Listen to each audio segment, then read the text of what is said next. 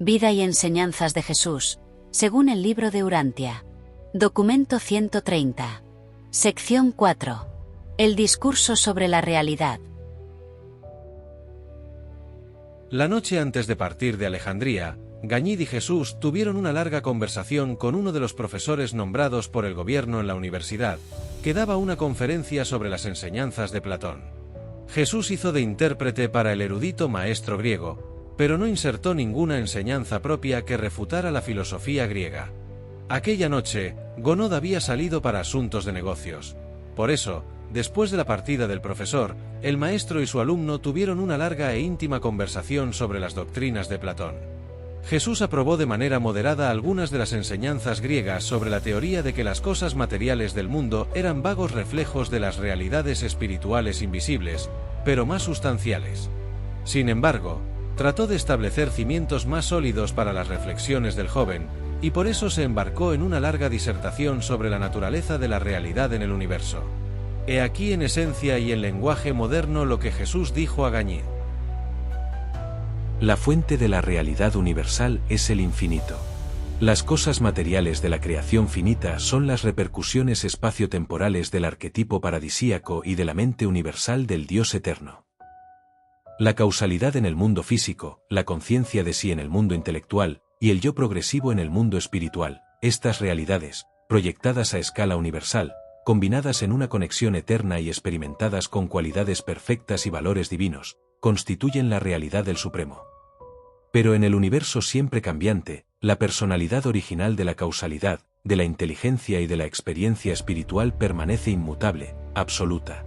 Incluso en un universo eterno de valores ilimitados y de cualidades divinas, todas las cosas pueden cambiar y cambian con frecuencia, excepto los absolutos y aquello que ha alcanzado el estado físico, el contenido intelectual o la identidad espiritual que sean absolutos. El nivel más alto que pueden alcanzar las criaturas finitas es el reconocimiento del Padre Universal y el conocimiento del Supremo. Incluso entonces, estos seres destinados a la finalidad continúan experimentando cambios en los movimientos del mundo físico y en sus fenómenos materiales. Asimismo, siguen siendo conscientes del progreso del yo en su continua ascensión por el universo espiritual, y experimentan una conciencia creciente de su apreciación, cada vez más profunda, del cosmos intelectual y de su reacción al mismo. La criatura solamente puede unificarse con el Creador, mediante la perfección, la armonía y la unanimidad de la voluntad. Este estado de divinidad, solo se puede alcanzar y mantener si la criatura continúa viviendo en el tiempo y en la eternidad, conformando constantemente su voluntad personal finita a la voluntad divina del Creador. El deseo de hacer la voluntad del Padre, siempre ha de ser supremo en el alma y debe dominar la mente de un hijo ascendente de Dios. Un tuerto nunca podrá percibir la profundidad de una perspectiva. De la misma manera, los científicos materialistas tuertos y los místicos y alegoristas espirituales tuertos, tampoco pueden tener una visión correcta, ni pueden comprender adecuadamente las verdaderas profundidades de la realidad universal. Todos los valores auténticos de la experiencia de la criatura están ocultos en la profundidad del reconocimiento. Una causación desprovista de mente no puede transformar lo rudimentario y lo simple en elementos refinados y complejos. La experiencia sin el espíritu tampoco puede hacer que las mentes materiales de los mortales del tiempo se conviertan en caracteres divinos de supervivencia eterna. El único atributo del universo que caracteriza tan exclusivamente a la deidad infinita es la perpetua donación creativa de la personalidad, que puede sobrevivir alcanzando progresivamente a la deidad. La personalidad es esa dotación cósmica, esa fase de la realidad universal, que puede coexistir con unos cambios ilimitados y al mismo tiempo conservar su identidad en presencia misma de todos esos cambios, e indefinidamente después de ellos. La vida es una adaptación de la causalidad cósmica original a las exigencias y posibilidades de las situaciones universales. Surge a la existencia mediante la acción de la mente universal y la activación de la chispa espiritual del Dios que es espíritu. El significado de la vida es su adaptabilidad. El valor de la vida es su capacidad para el progreso, incluso hasta las alturas de la conciencia de Dios. La mala adaptación de la vida autoconsciente al universo produce la desarmonía cósmica. Si la voluntad de la personalidad diverge definitivamente de la tendencia de los universos, termina en el aislamiento intelectual, en la segregación de la personalidad. La pérdida del piloto espiritual interior sobreviene con el cese espiritual de la existencia. Así pues, la vida inteligente y progresiva es, en sí misma y por sí misma, una prueba incontrovertible de la existencia de un universo intencional que expresa la voluntad de un creador divino. Y esta vida, en su conjunto, lucha por alcanzar los valores superiores, teniendo como meta final al Padre Universal. Aparte de los servicios superiores y casi espirituales del intelecto, la mente del hombre solo sobrepasa el nivel animal en cuestión de grados. Por eso, los animales, que carecen de culto y de sabiduría, no pueden experimentar la superconciencia, la conciencia de la conciencia. La mente animal solo es consciente del universo objetivo. El conocimiento es la esfera de la mente material, la que discierne los hechos. La verdad es el dominio del intelecto espiritualmente dotado que es consciente de conocer a Dios. El conocimiento se puede demostrar, la verdad se experimenta. El conocimiento es una posesión de la mente, la verdad una experiencia del alma, del yo que progresa. El conocimiento es una función del nivel no espiritual, la verdad es una fase del nivel mental espiritual de los universos. La visión de la mente material percibe un mundo de conocimiento basado en hechos. La visión del intelecto espiritualizado discierne un mundo de valores verdaderos.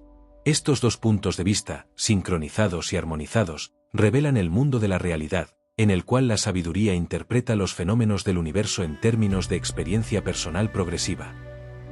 El error, el mal, es la consecuencia de la imperfección. Las características de la imperfección, o los hechos de la mala adaptación, se revelan en el nivel material mediante la observación crítica y el análisis científico. En el nivel moral se revelan mediante la experiencia humana. La presencia del mal constituye la prueba de las inexactitudes de la mente y de la inmadurez del yo en evolución. Así pues, el mal es también una medida de la imperfección con que se interpreta el universo.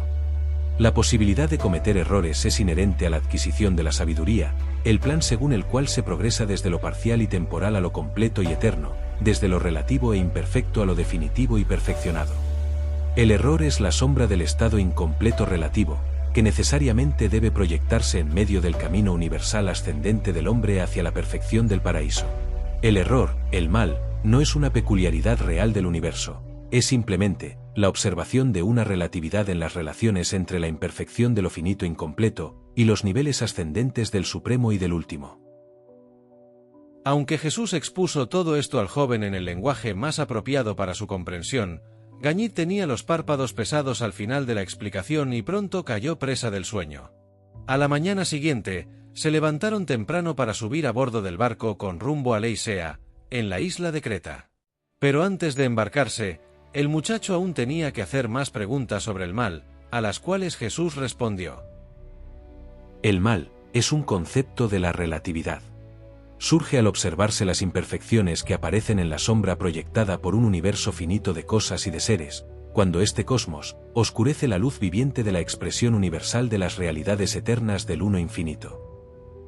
El mal potencial es inherente al estado necesariamente incompleto de la revelación de Dios como expresión, limitada por el espacio-tiempo, de la infinidad y de la eternidad. El hecho de lo parcial en presencia de lo completo, constituye la relatividad de la realidad, crea la necesidad de escoger intelectualmente, y establece unos niveles de valores en nuestra capacidad para reconocer y responder al espíritu. El concepto incompleto y finito que la mente temporal y limitada de la criatura posee del infinito es, en sí mismo y por sí mismo, el mal potencial.